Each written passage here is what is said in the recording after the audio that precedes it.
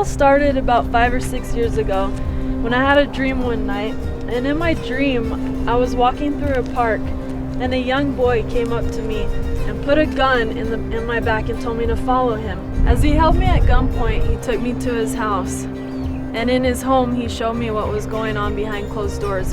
I had to stand there in the dream, but they couldn't see me. His father was violently beating him in a rage. I was pretty shaken up by the dream, but after that God really began to speak to me and show me that that was his plan for my life, that I was going to help hurting and needy people, especially those that are younger, and be a voice for those that don't have a voice.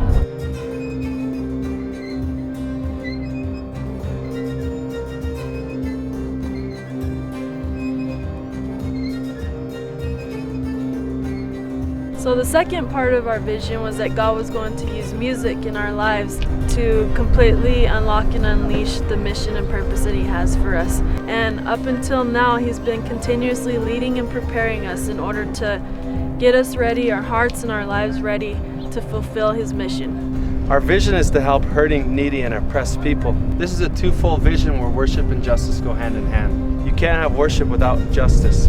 Throughout the Bible, we see God teaching his people that worship is meaningless if justice for the poor, needy, and oppressed is neglected.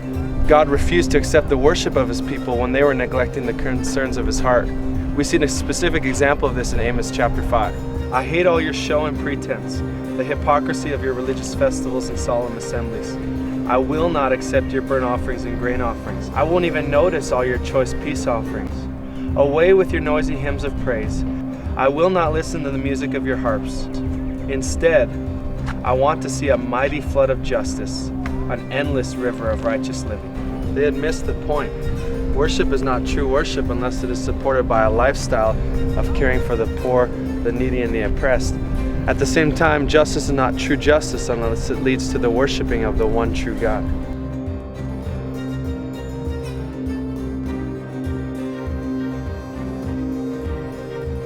If all we do is help people, then we have not solved the greatest injustice, which is the fact that their soul will spend eternity separated from God.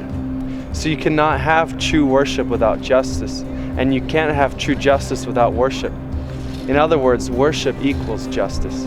Our heart and our vision is to ignite a movement of worship and justice. We don't want to sit on the sidelines anymore, but we want to be a part of the game. We want to be a people that rises up and moves into action instead of sitting on the sidelines. We want to be a part of the game.